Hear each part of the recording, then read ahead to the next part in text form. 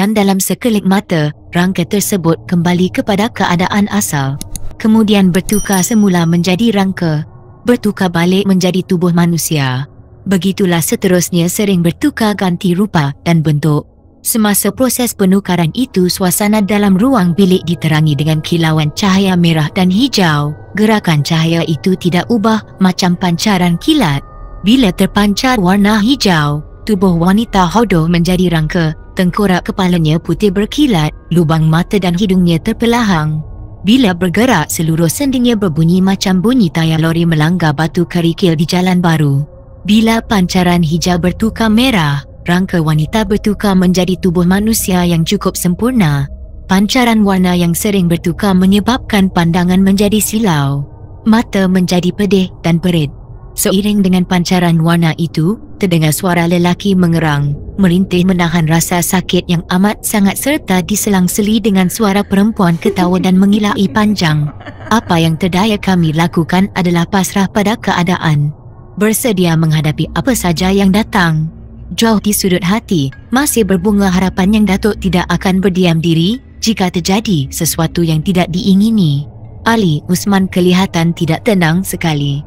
Wanita hodoh terus mengusap-usap kepala bayi yang dipangkunya. Suara lelaki merintih dan perempuan mengilai terus bergema. Kita hadapi apa saja yang terjadi. Dalam keadaan yang tidak menentu itu, Datuk masih sempat melafazkan pesanan. Saya faham dan bersedia, balas Ali Usman. Dan saya hanya angguk kepala. Tiba-tiba secara mengejut, pancaran cahaya hijau merah berhenti. Sekujur tubuh wanita berwajah hodoh kembali dalam bentuk asal, tidak lagi bertukar menjadi rangka. Suara lelaki merintih dan perempuan mengilai turut lesap. Keadaan kembali tenang. Kenapa senyap dan sunyi? Bergema persoalan dalam kalbu bila berdepan dengan situasi yang saya kira cukup ganjil sekali. Rasa sepi menguasai sekitar. Ruang bilik yang tadi riuh rendah dengan berbagai-bagai bunyi, bertukar rentap terasa sunyi dan kosong. Gegendang telinga bagaikan hilang kuasa untuk menangkap sebarang kesan bunyi yang terjadi dalam bilik. Rasa cemas dan takut bersarang di dada. Kami saling berpandangan dan mengharapkan salah seorang daripada kami dapat memberikan idea untuk memecahkan kebuntuan yang sedang dialami. Wanita berwajah hodoh tahu masalah yang sedang kami hadapi. Dia tersenyum dan akhirnya ketawa. Dia melafazkan sesuatu ke arah kami. Sayang, apa yang dituturkan tidak mampu ditangkap oleh anak telinga kami.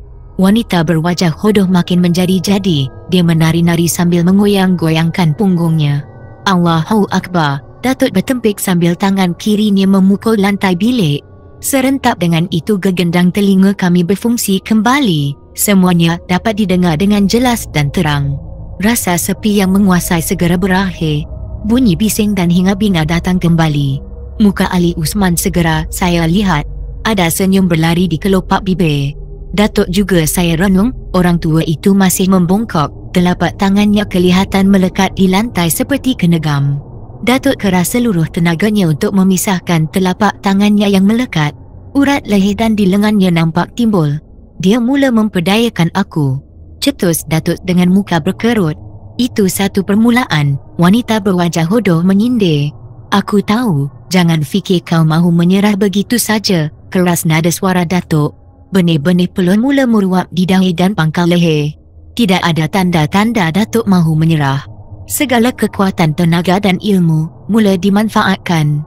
Allahu Akbar. Suara kemenangan menguasai seluruh ruang bilik. Telapak tangan yang melekat di lantai terpisah. Datuk berdiri gagah dan wanita berwajah hodoh tercengang, tidak percaya dengan apa yang dilihatnya. Mengapa aku harus menjadi mangsa kamu? Satu pertanyaan yang garang dari Datuk. Tanpa kamu, semua angkara ini tidak terjadi. Aku sekadar menolong, pembohong. Kamu mahu menjahanamkan apa yang ada pada aku? Biar aku jelaskan. Diam, jerit wanita berwajah hodoh. Datuk terdiam tetapi sepasang bola matanya tidak bergerak dari menatap seluruh tubuh wanita tersebut. Datuk tahu, kalau renungannya dialihkan ke arah lain dia akan menerima akibat buruk. Jeritan yang bergema sebentar tadi bertujuan untuk mengalihkan perhatian Datuk. Secara logiknya, tidak ada sebab wanita tersebut mesti menjerit kerana Datuk bercakap dalam nada suara yang lembut, penuh persahabatan. Kamu orang tua sial, jari telunjuk wanita hodoh menuding ke arah batang hidung Datuk. Darah saya tersirap kerana Datuk tidak bertindak balas. Masih tenang, seolah-olah kata-kata itu tidak memberikan sebarang kesan pada dirinya. Satu ledakan kecil terjadi di depan wanita berwajah hodoh. Seluruh ruang bilik mula dikuasai bau hangit dan hapak. Kepulan asap kecil dan nipis muncul di kiri kanan wanita tersebut. Asap nipis sedikit demi sedikit bertukar warna menjadi hitam tebal hingga tubuh wanita yang memangku bayi hilang dari penglihatan kami.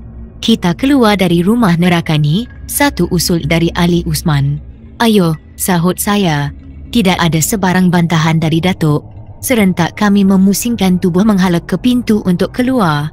Sebelum langkah sulung dimulakan, terdengar bunyi deru angin yang cukup kuat. Badan terasa bergegar dan terangkat secara perlahan-lahan. Sebelum pun sempat kami mengatur strategi, tubuh kami berpusing-pusing dalam ruang bilik yang hangit dan hapak. Akhirnya terhempas ke dinding dengan kuat, seluruh sendi bagaikan mahu tercabut rasanya. Sakitnya tidak boleh diceritakan. Lebih dari 5 minit kami terkapar di situ. Hei kamu semua mahu ke mana? Wanita berwajah hodoh tercegat di depan kami. Bayi yang dipangku berubah tempat. Kini berada di atas bahu dengan kedua belah kakinya terjuntai ke dada hampir mencecah hujung puting payudara. Kedua-dua belah tangan bayi memeluk dahi ibunya. Bagaimana? Masih macam tadi. Ternyata pertanyaan itu ditujukan kepada Ali Usman yang baru saja menyandar tubuh ke dinding. Datuk terus memicit hujung sikunya. Bunyi deru angin sudah mati, digantikan dengan bunyi bising yang tidak menentu. Bagaimana? Masih mahu berkeras? Suara wanita berwajah hodoh bertambah lantang. Mungkin dia marah kerana pertanyaan tidak dijawab oleh Ali Usman. Bunyi bising hilang secara mengejut. Datuk sudah pun berdiri. Saya masih terkial-kial berusaha untuk duduk macam Ali Usman. Tak dapat nak buat keputusan, ulang wanita berwajah hodoh. Ali Usman terus membisu. Kamu menolak peluang yang baik ini? Ya, aku menolak. Tingkah Ali Usman penuh yakin. Kamu mengkhianati perjanjian yang dibuat antara aku dan bapa saudara kamu. Aku tidak masuk campur dalam perjanjian dengan syaitan. Perkara itu memang aku tidak tahu. Macam mana aku kamu babitkan? Kamu pengkhianat. Wanita berwajah hodoh tidak mampu mengawal kemarahannya. Mukanya nampak merah. 2-3 kali dia menghentakkan kaki kirinya ke lantai bilik. Rumah terasa bergegar seketika. Dalam keadaan yang begitu kritikal, Ali Usman dapat berdiri lalu menghadapkan wajahnya ke muka wanita hodoh. Jangan tentang anak matanya, Ali, terpancut kata dari kelopak bibir Datuk. Kekuatannya sekarang berkumpul di situ. Dia akan menggunakan segala kebolehannya menunduk kamu. Hai orang tua, ini bukan urusan kamu. Dengan segera wanita hodoh mengalihkan pandangannya ke arah Datuk. Aku sekadar menolongnya, memenuhi permintaannya, balas Datuk dalam nada suara yang lembut dan tenang. Saya lihat wanita hodoh menarik nafas dalam-dalam. Bayi yang berada di tengkuk diturunkan lalu dipangku dan dihayunkan ke kiri dan ke kanan. Sepasang tangan dan kaki bayi bergerak-gerak. Terdengar suara bayi merengek kegelian. Sebab sahaja suara rengekan itu berhenti, bayi dalam pangkuan segera didakap berat ke dada. Kedua-dua belah pipi wanita hodoh nampak kembung, macam perut ikan buntal. Puh, saya melihat ke arah mulut wanita hodoh. Baju dan seluar Datuk nampak bergerak, begitu juga rambutnya. Datuk terpaksa membongkok melawan arus angin yang keluar dari mulut wanita hodoh. Andainya Datuk berdiri tegak, sudah tentu badannya bergerak dan terhemban ke dinding seperti tadi. Sebelum kejadian pertama berulang untuk kali kedua, Datuk sudah pun mempersiapkan diri. Wanita hodoh kelihatan panik. Hembusan angin dari mulut yang selama ini mempunyai kekuatan untuk menjatuhkan pokok dan manusia, ternyata kali ini tidak berfungsi. Datuk masih bertahan dalam keadaan yang cukup selesa. Wanita hodoh yang tak kenal erti putus asa terus berusaha. Kali ini dia dibantu oleh bayi dalam pangkuannya. Tetapi tidak mendatangkan sebarang kesan pada Datuk.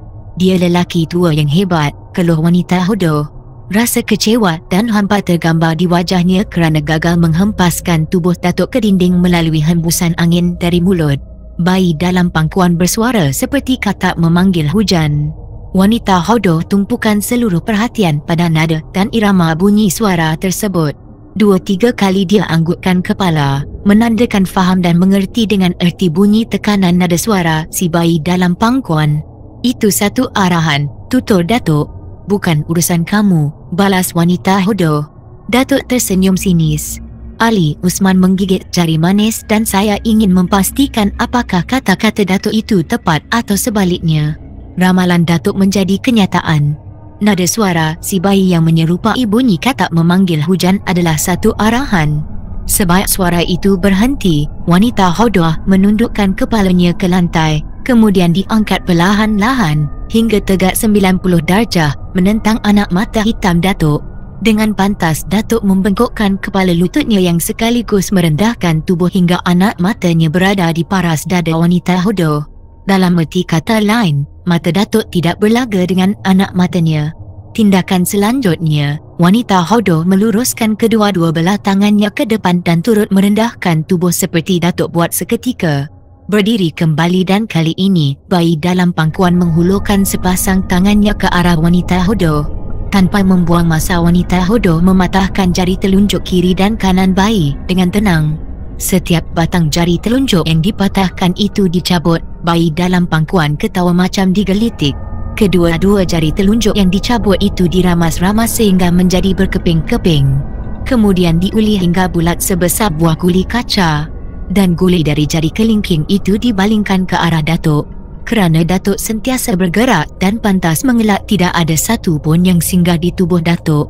Semuanya terhempas ke dinding bilik, akhirnya menghasilkan ledakan kecil-kecilan yang membingitkan anak telinga. Saya dan Ali Usman menyaksikan semua kejadian aneh itu dengan penuh teliti di samping berjaga-jaga. Bimbang kalau kami berdua akan menjadi mangsa kemarahan wanita hodoh. Jerit wanita hodoh sambil menampa-nampa dada dan meramas-ramas kepala bayi dalam dakapan. Dia bagaikan tahu bahawa Datuk bukanlah lawannya. Dia perlu mengatur strategi lain hingga kejayaan berada di pihaknya. Apa yang pasti, si wanita hodoh memang tidak kenal erti putus asa. Tidak kenal erti kekalahan. Apa yang dia tahu ialah kemenangan harus berada di pihaknya. Satu-satunya jalan menuju kemenangan ialah mempergunakan kelemahan Ali Usman. Untuk kesekian kalinya anak matanya mencari anak mata Ali Usman. Pesan Datuk tidak dilupakan. Ali Usman segera berusaha dengan sedaya yang boleh agar anak matanya tidak bertembung dengan anak mata wanita hodoh. Di saat Ali Usman dan wanita hodoh berlawan, Datuk mengambil peluang meluruskan tangan. Kemudian dengan tenang Datuk berdiri seperti biasa, menggeliat untuk menghilangkan lenguh-lenguh di sendi akibat terlalu lama membongkok. Di samping itu Datuk membuka langkah silat yang agak ganjil. Dengan menggunakan kekuatan kedua-dua belah ibu jari kakinya, Datuk mengatur langkah silat. Silat yang menggunakan ibu jari kaki kiri dan kanan untuk mengawal pergerakan badan dan langkah silat jarang digunakan oleh Datuk. Malah dia tidak pernah mengajar ilmu silat yang disebut silat sabui kepada saya. Silat yang banyak menggunakan kekuatan ibu jari kaki dan ibu jari tangan itu lebih tertumpu pada kekuatan mental dan gerak cepat bahagian lengan, betis kaki yang mengerakkan jari jemari kaki dan tangan untuk mencakar bahagian dada, muka dan belakang lawan hingga terkoyak dan sekaligus menarik dan tulang pihak lawan terkeluar dari bahagian tubuh. Silat sabui ini berlandaskan kerohanian yang tidak lari dari hukum agama. Tetapi kalau salah bawa boleh terpesong jauh dari hukum-hukum agama, malah boleh terkeluar dari akidah. Itulah salah satu sebab Datuk tidak mahu menurunkan ilmu silat itu kepada anak muridnya kecuali hal-hal pengetahuan agama. Tidak boleh diajarkan kepada sebarang orang.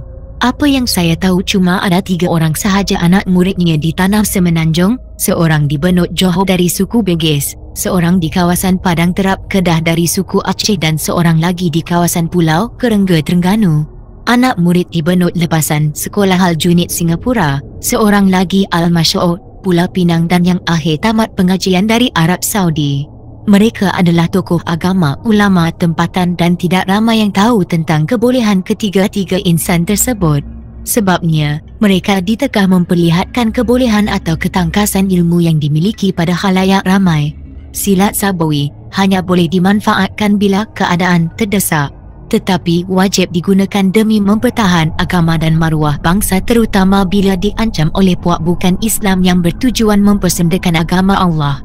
Andainya, anggota silat Sabui tidak memanfaatkan ilmu yang ada untuk mempertahankan maruah dan kesucian agama Islam, mereka dianggap dayus dan tidak keterlaluan boleh dicap sebagai pengkhianat agama. Berhenti, saya dan Ali Usman terkejut. Suara wanita hodoh cukup kuat. Rupa-rupanya dia sedang menuangkan kemarahannya ke arah Datuk yang sedang menyusun tapak langkah silat Sabui. Matanya merah menyala macam biji saga dan dari kedua-dua belah bahunya keluar asap.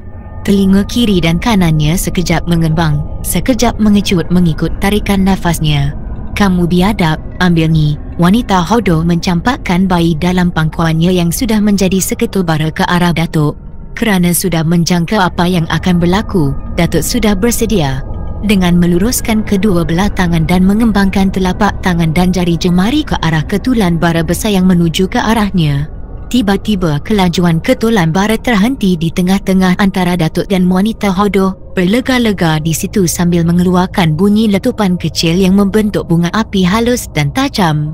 Tiba-tiba wanita hodoh terjatuh di lantai dan ketulan bara yang berada di awang-awangan kembali menjadi bayi lalu kembali ke pangkuan wanita hodoh. "His!" nyaring suara wanita hodoh. Dalam sekelip mata, dia sudah berdiri, semua rambutnya menutup muka. Biji matanya tidak dapat dilihat kerana dilindungi rambut yang hitam. "Saya kira ini juga merupakan taktik." Dengan berbuat demikian, kami bertiga menyangka matanya ditutup rambut tidak dapat melihat kami, padahal dari celah-celah rambut hitam itu dia dapat melihat anak mata kami bertiga dengan jelas. Dengan demikian dia dapat melakukan sesuatu atau melemahkan kami melalui renungan matanya yang bertembung dengan mata kami. Dan kali ini bayi dalam dakapan yang sejak tadi diam, tiba-tiba menangis dengan semahu-mahunya. Ini juga merupakan satu hal bagi menarik perhatian saya, Ali Usman dan Datuk. Bila kami terleka atau terlalai dia akan melakukan sesuatu untuk membinasakan kami. Datuk memberi isyarat agar kami berhati-hati dan berjaga-jaga.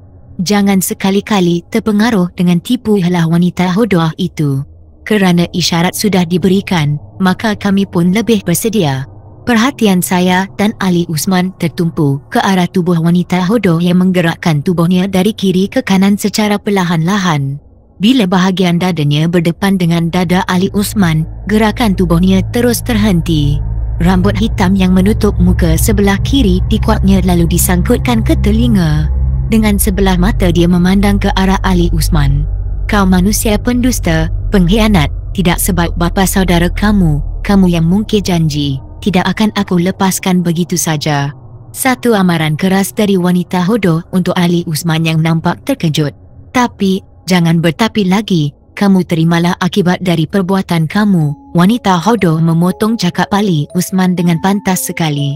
Dan kali ini Ali Usman nampak cemas. Entah mengapa tiba-tiba badannya menggigil semacam tidak boleh berdiri. Semua urat-urat sendinya bagaikan terasa mahu bercerai.